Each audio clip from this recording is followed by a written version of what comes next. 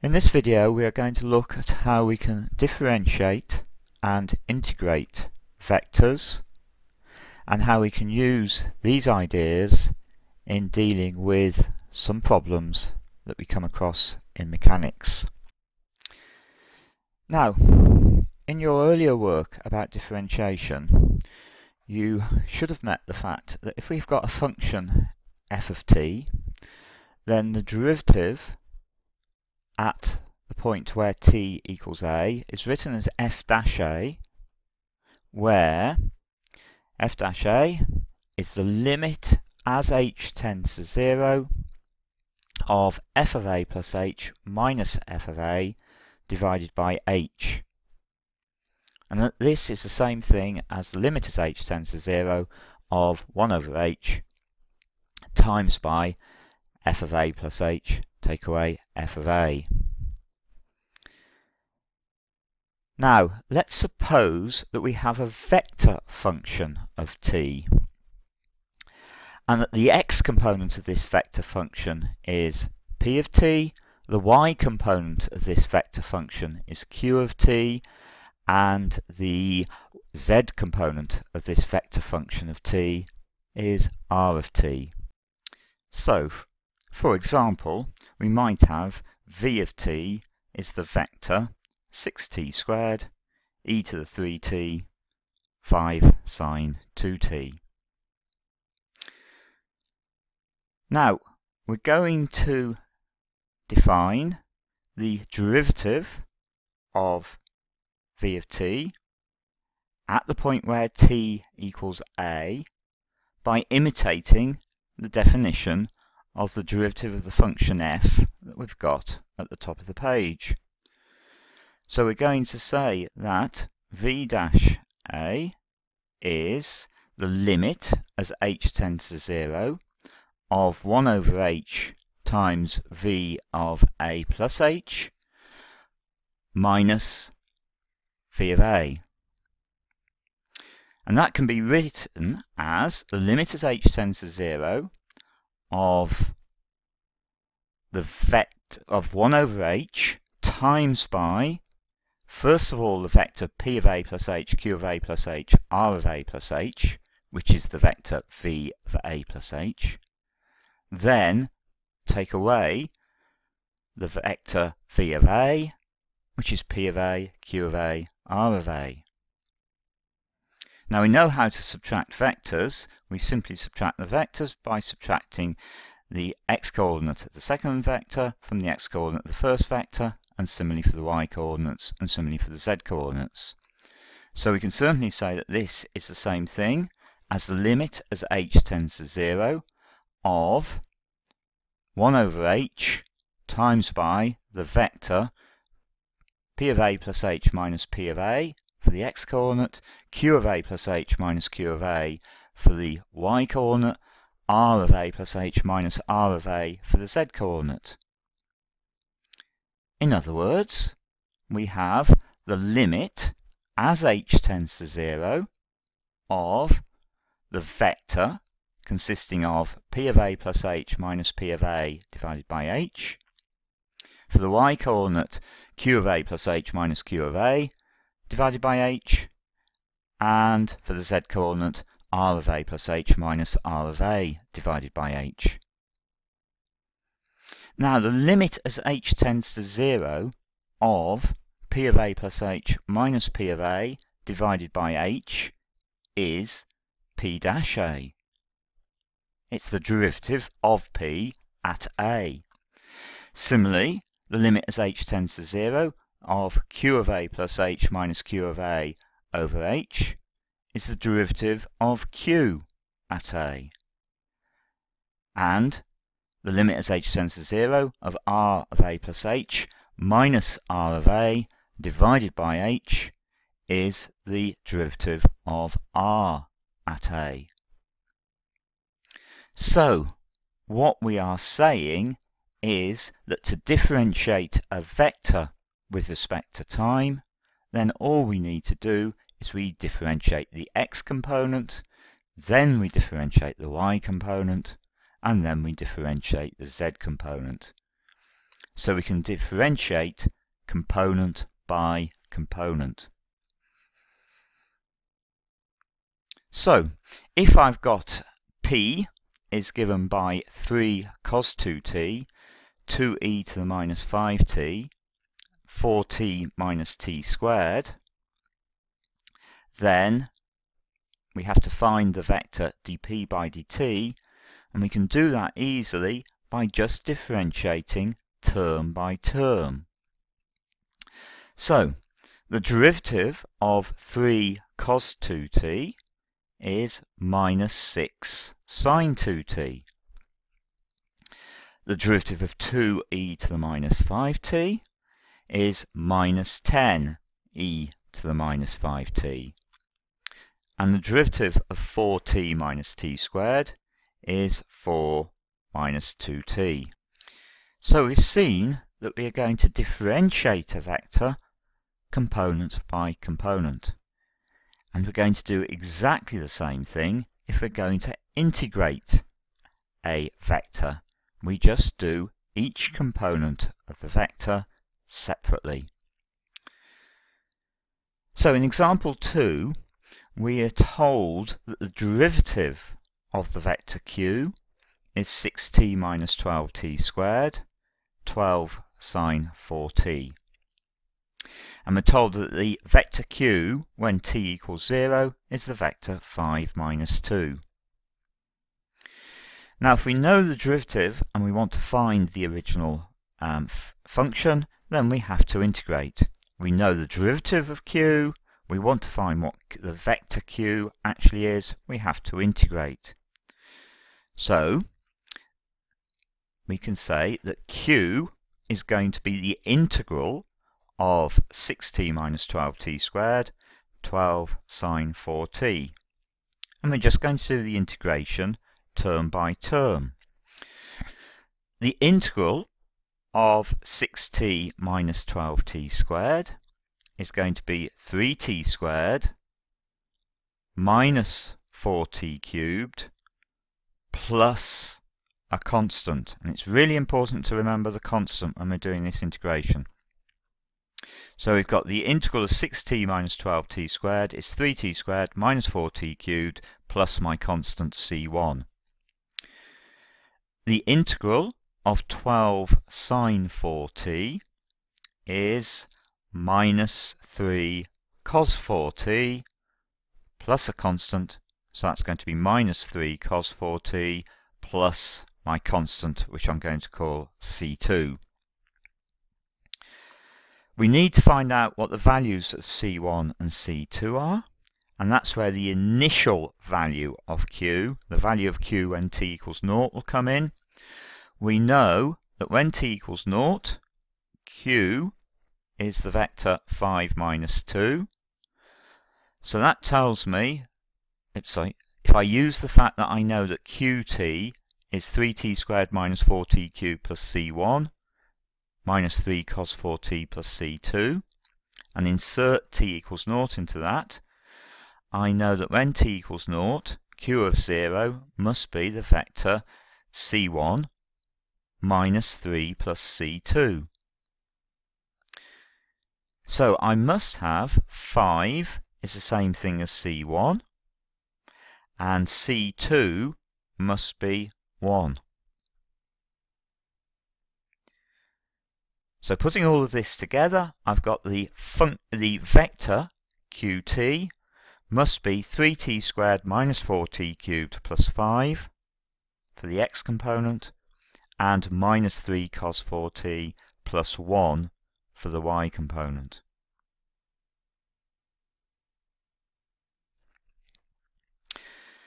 Now, when we were doing kinematics in one dimension, so kinematics of a particle moving in a straight line, we learnt that if we knew the displacement, if we can differentiate the expression for displacement with respect to time, we can find the velocity, and if we can differentiate the velocity expression, then we will gain the acceleration.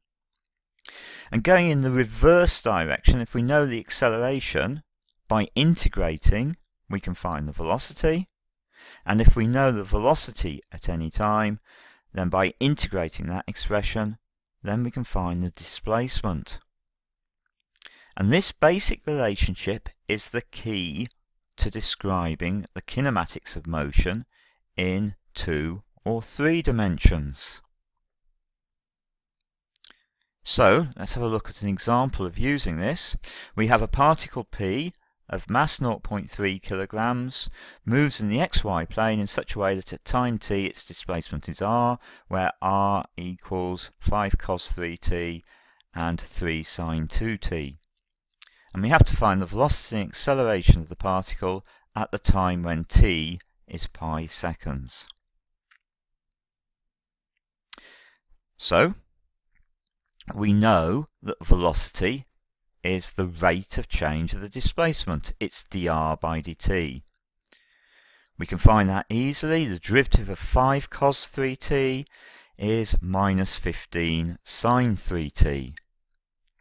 The derivative of 3 sin 2t is 6 cos 2t. When t equals pi, we get, first of all, the x component of the velocity is minus 15 sine 3 pi, which is 0, 6 cos 2 pi, which is 6 times 1, which is 6. So when t equals pi, the velocity of the particle is 0 in the x direction, 6 in the y direction. To find the acceleration, we need to differentiate the velocity expression. So we've got the acceleration is dv by dt. So the derivative of minus 15 sine 3t is going to be minus 45 cos 3t. And the derivative of 6 cos 2t is going to be minus 12 sin 2t.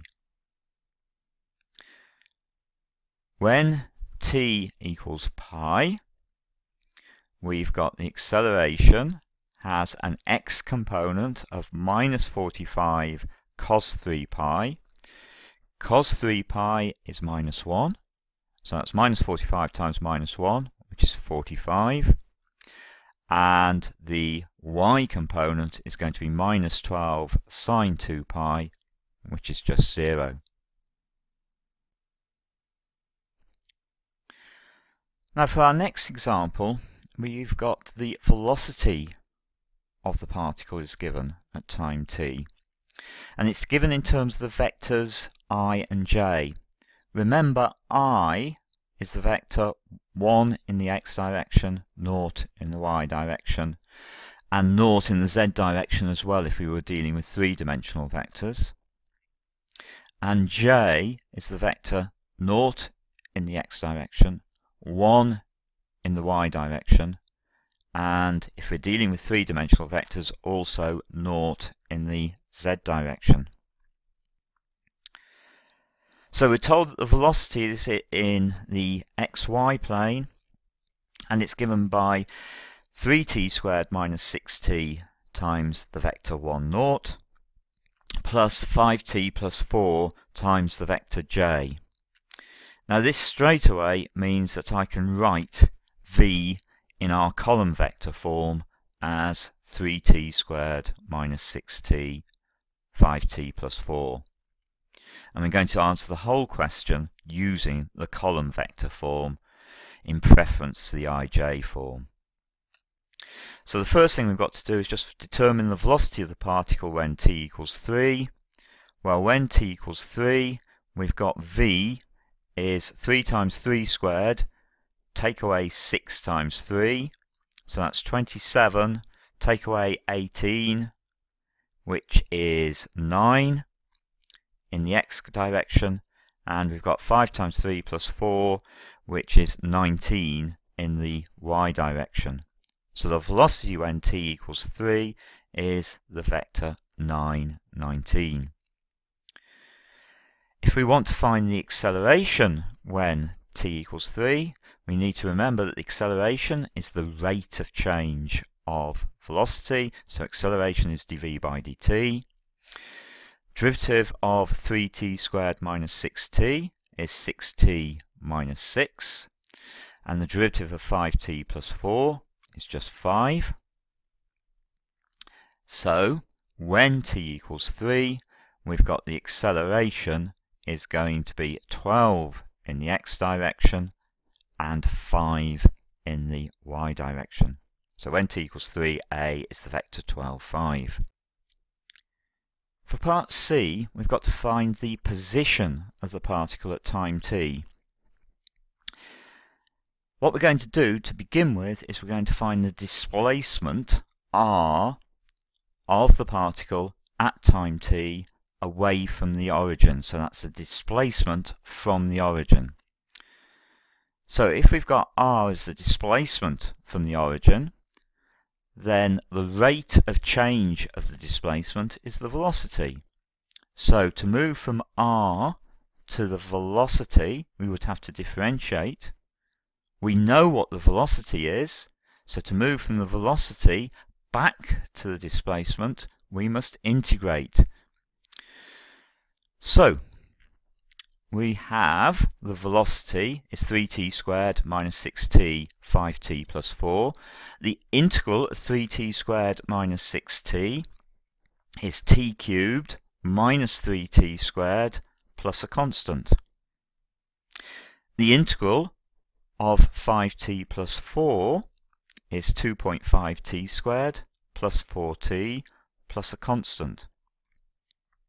So we have the displacement r of the particle from the origin at any time is given by t cubed minus 3t squared plus c1 as the x component and 2.5t squared plus 4t plus c2 as the y component. We know that when t equals 0, the displacement of the particle away from the origin is 2, 4. But the rule that we've just got tells us the displacement of the particle away from the origin when t equals 0 should be 0 cubed minus 3 times 0 squared plus c1, 2.5 times 0 squared plus 4 times 0 plus c2. And looking at those two expressions that we've got for the displacement when t equals 0, we can see straight away that the value of c1 must be 2 and the value of c2 must be 4. So we now know that the displacement of the particle away from the origin at time t is given by the vector t cubed minus 3t squared plus 2 as the x component and 2.5t squared plus 4t plus 4 as the y component, which means that the x value and the y value of the position of the particle at time t is simply t cubed minus 3t squared plus 2 is the x coordinate and 2.5t squared plus 4t plus 4 is the y component. Now the next part of this question says find the resultant force acting on the particle when t equals 3. Well, we know that Newton's second law tells us that the resultant force acting on a particle at any stage is simply the mass times the acceleration on the particle. We've already found the acceleration of the particle at time t equals 3 in part B of the question, and that was the vector 12, 5. We know the mass of the particle is 3 kilograms, so therefore Newton's second law straight away tells us that the resultant force is simply 3 times the acceleration when t equals 3, so that's 3 times the vector 12, 5, which gives me 36, 15. Part E is a little bit more complicated. We've got to find the time at which the particle is moving parallel to the line y equals x. Now the direction of motion of the particle at any time is given by the direction of the velocity. So we've got to have the velocity is parallel to the line y equals x, and the line y equals x is typically given by a vector of the form 1, 1. So we've got the direction of the motion is parallel to the line y equals x, means that the velocity, which we know is the vector 3t squared minus 6t, 5t plus 4, must be parallel to the vector 1, 1, and any vector which is parallel to the vector 1, 1 must look like k times 1, 1. So there's some value k, so that 3t squared minus 6t is equal to k, and 5t plus 4 is equal to k. In other words, we know that the value of 3t squared minus 6t must be the same as the value of 5t plus 4. Which means that we've got 3t squared minus 11t minus 4 equals 0. And we can solve that by any quadratic equation method to obtain either t equals 4 or t equals minus a third. But the question quite clearly says that the t values we're considering are positive. So we can ignore the t equals minus a third case. And when t equals 4, we've got the velocity is 3 times 4 squared take away 6 times 4. So that's 48 take away 24, which is 24. And the y component is 5 times 4 plus 4 is always also 24. So we've got the velocity is 24, 24. And the speed is simply the magnitude of the velocity. So that's the square root of 24 squared plus 24 squared, which simplifies to 24 times the square root of 2.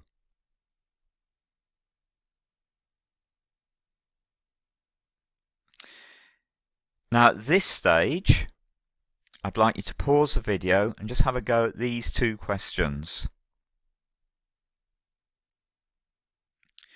When you've had a go at the two questions, start the video again because there's a little bit more material before we finish.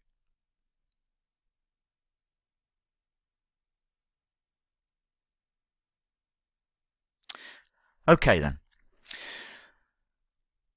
It's quite important to know the vector form of the constant acceleration equations.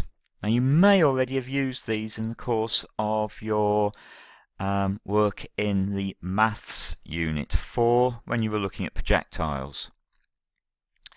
So let's suppose that we've got a particle which is moving with constant acceleration a, whose components are a1 in the x direction, a2 in the y direction, and a3 in the z direction, and that the particle has an initial velocity of u1 in the x direction, u2 in the y direction, and u3 in the z direction. And at time t, the velocity of the particle is v, and the displacement of the particle from its initial position is r. Then, we know that dv by dt is the acceleration. So we know that dv by dt is a1, a2, a3.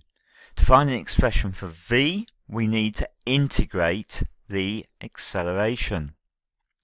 So we've got v is going to be the result of integrating a1, a2, a3. If we integrate a1, we get a1 times t plus a constant. Similarly, if we integrate a2, we get a2 times t plus a constant, and if we integrate a3, we get a3 times t plus a constant. Now, using the initial conditions, we know that when t equals 0, the velocity is equal to u, which is u1, u2, u3, and that very quickly forces the fact that c1 must be equal to u1, c2 must be equal to u2, and c3 equals u3. So we've got v is the vector a1t plus a2t plus a1t plus u1, a2t plus u2, a3t plus u3. Or alternatively, we could write that as being t times a1, a2, a3 plus the vector u1, u2, u3. And of course that is nothing different from the equation v equals u plus at. We're now going to try and get the constant acceleration equation for r. Now we know that dr by dt is the velocity. We know the velocity is u plus at.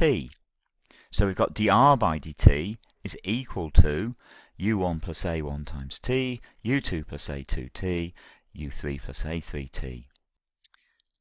So to get an expression for r, we must integrate the expression for v. And if we integrate u1 plus a1t, I'm going to get u1 times t plus a half of a1 times t squared plus a constant. And similarly for the y component and the z component. Now we know that when t is 0, the displacement away from the initial position is the 0 vector. In other words, we've got k1 must equal k2 must equal k3, which is 0.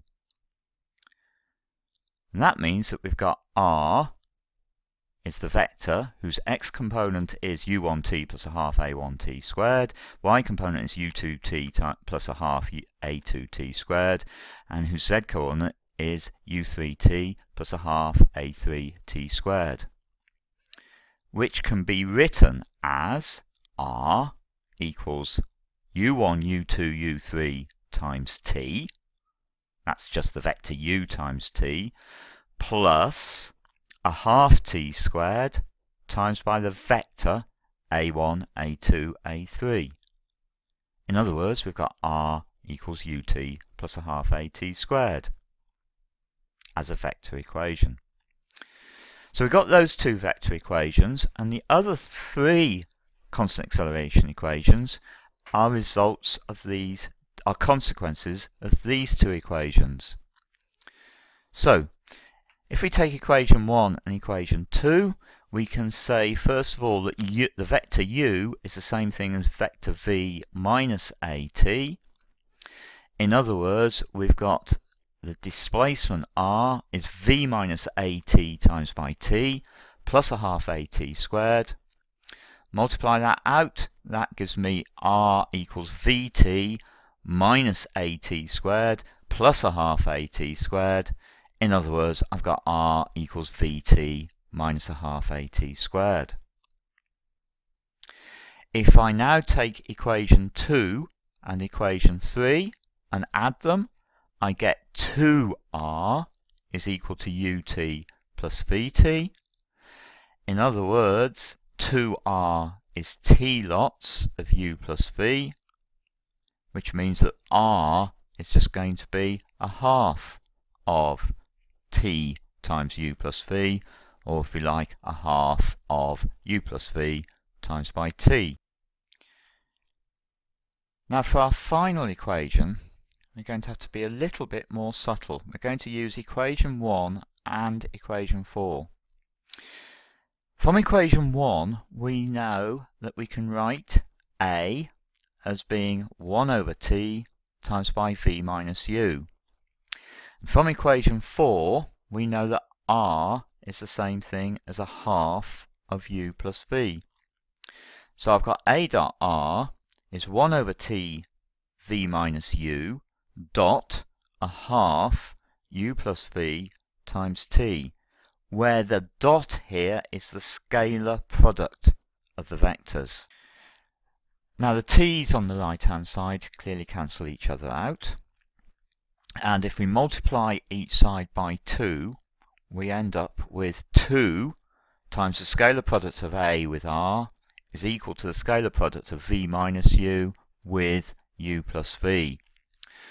Multiplying out the right hand side gives me 2 A dot R on the left hand side equals V dot U plus V dot V minus U dot U minus U dot V.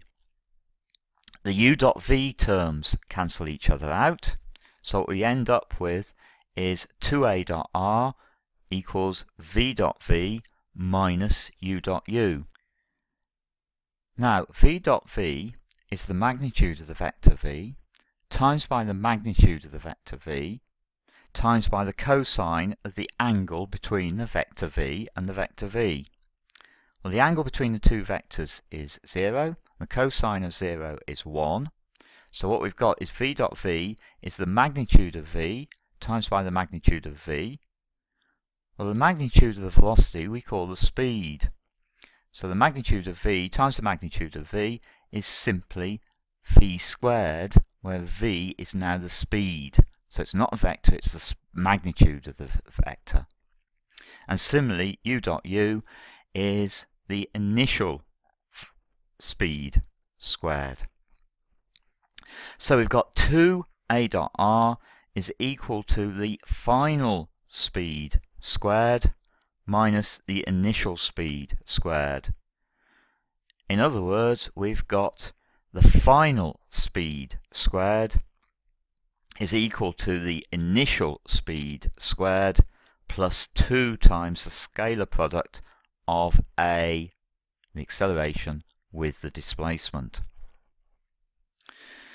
So the first 4 equations that we've got are all vector equations which look very much the same as the one-dimensional equivalents. The 5th equation here is very different in that we've got the scalar product coming in. So it's a scalar equation rather than it being a vector equation. So let's have a look at one example which just makes use of these constant acceleration equations. We've got a magnetic field stretches from the plane z equals 0 and z equals 20. A particle enters the field at the point 5, 10, 0 with velocity 3I plus 2j plus k. And whilst in the field experiences a constant acceleration of 0.1I plus 0.2k. We've got to determine where the particle leaves the field and the speed of the particle at that instant.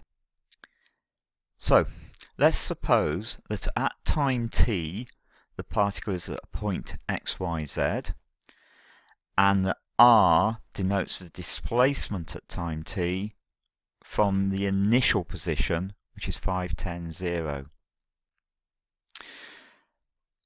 That means that we've got x, y, z is going to equal the initial position plus the displacement during the motion.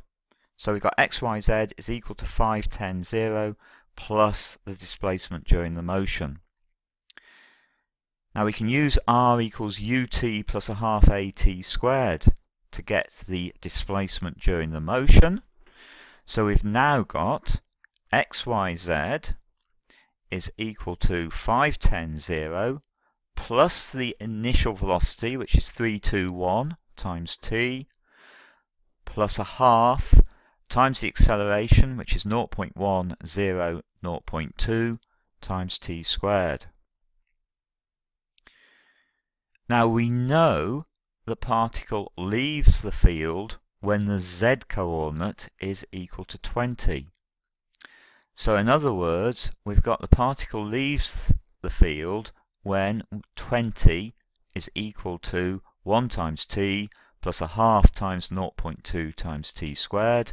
In other words, we've got 20 equals t plus 0.1 t squared. In other words, we've got 0 equals t squared plus 10t minus 200. So we've just multiplied by 10 and then rearranged the equation. And that gives me t equals 10 or t equals minus 20. We're only really interested in positive times, so we'll ignore the t equals minus 20. So we've got t equals 10. When t equals 10, we've got x, y, z is going to be 5 plus 30 plus 5. Y is going to be 10 plus 20 plus nothing. And Z is going to be 0 plus 10 plus another 10. So we're ending up with the position of the particle, or the position vector of the particle, being the point 40, 30, 20, which means that the particle leaves the field at the point whose x-coordinate is 40, whose y-coordinate is 30, and whose z-coordinate is 20.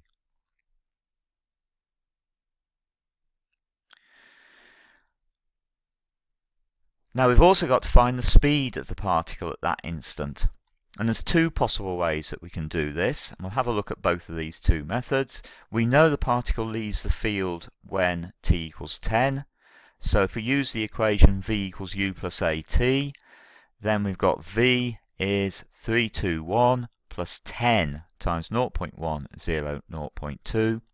So that tells me the final velocity, or the velocity when it leaves the field, is 423. So the speed is the magnitude of the velocity, so that's going to be the square root of 4 squared plus 2 squared plus 3 squared, which is root 29. It is worth looking at a second method of finding the speed, which is to use the equation v squared equals u squared plus 2a dot r. Now we know that when t equals 0, the particle is at the point 5, 10, 0 and has speed u, where u is the magnitude of the initial velocity, so that is the square root of 3 squared plus 2 squared plus 1 squared, which is root 14. And then we know that the particle leaves the field at t equals 10 when the particle is at the point 40, 30, 20 and has speed v. Now, the displacement during this period, it started off at the point 5, 10, 0, it's moved through to the point 40, 30, 20, so the displacement during this interval is 35, 20, 20. So the equation v squared equals u squared plus 2a dot r is going to give me v squared equals 14, that's u squared, plus 2 times the scalar product of 0.10, 0.2 with 35, 20, 20. Now the value of the scalar product is 0.1 times 35, which is 3.5, plus 0 times 20, which is 0, plus 0.2 times 20, which is 4. So the value of the scalar product is 7.5. So we've got v squared is 14 plus 2 times 3.5 plus 0 plus 4. So that's 29. So we end up with v equals root 29 in exactly the same way as before. And that example finishes our work on vector calculus and its use in kinematics. We'll be seeing some more applications of vectors in mechanics in the next 2 videos.